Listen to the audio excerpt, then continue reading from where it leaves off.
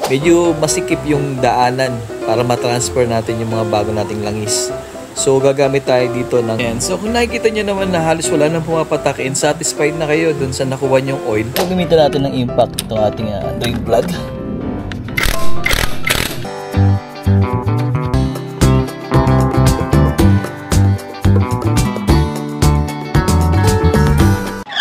Hello there mga Fast Track and welcome po muli dito sa ating channel. So for today's video mga Fast Track is mag-change oil tayo ng ADV 150. Ituturo ko sa inyo dito sa video na to kung paano tayo mag-change oil o ano yung mga tools na pwede natin gamitin. So ayan, ano nga ba yung mga kakailanganin natin sa pag-change oil? Ayan, so syempre ang una natin kailangan is yung ating oil na gagamitin. Gear oil in case na magpapalit na rin tayo.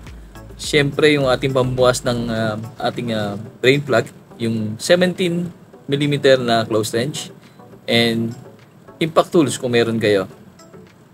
And of course, yung ating drain pan para naman yung sasahuran ng ating mga dirty oil, dyan natin lalagay.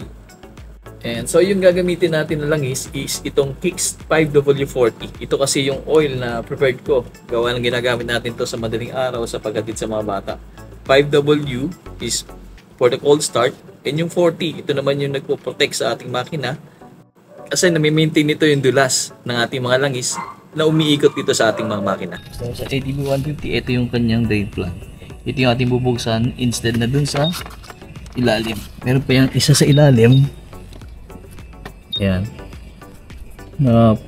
Yan yung 14mm. Ewan ko kung nakikita sa camera, but hindi naman natin yan bubuksan. Ito yung ating bubuksan. Itong nasa taas. So gamitin natin ng impact itong ating drain plug. Ayan.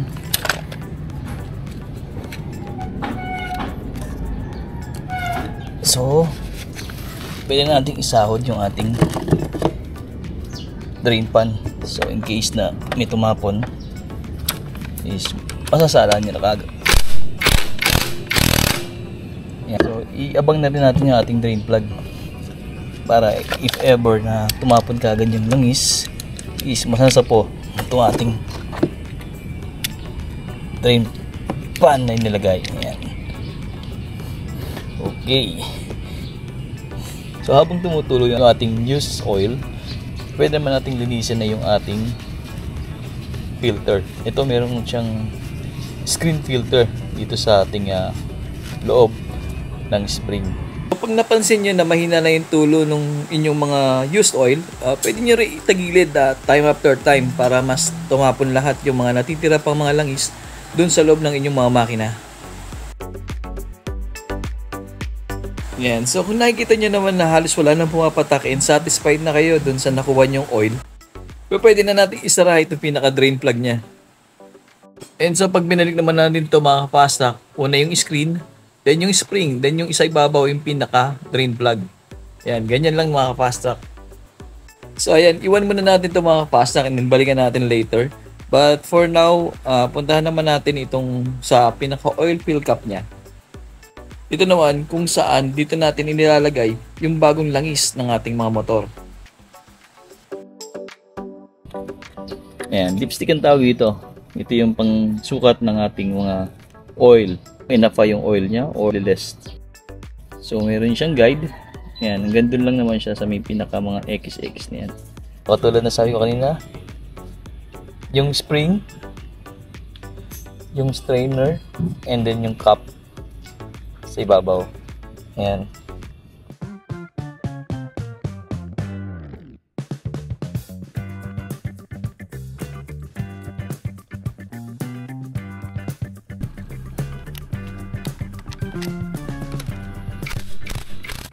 So ayan, make sure nyo lang na nahigpitan nyo talaga yung mga drain plug, and make sure na rin na yung o-ring nyo is goods pa. Para maiwasan rin na natin yung mga unwanted leak.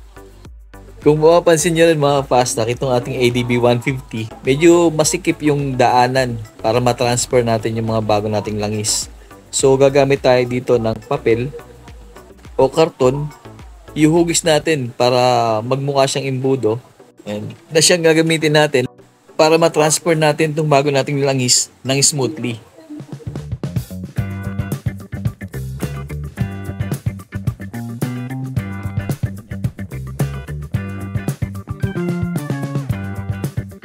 So basically ganyan lang kadali mag-change oil ng ating mga motor. So hopefully you like this video mga Fast Track, and for more videos please don't forget to like, share, and subscribe. I-hit mo na rin ang notification bell para lagi ka updated sa iba pa nating mga videos. So see you next time mga Fast Track. Bye!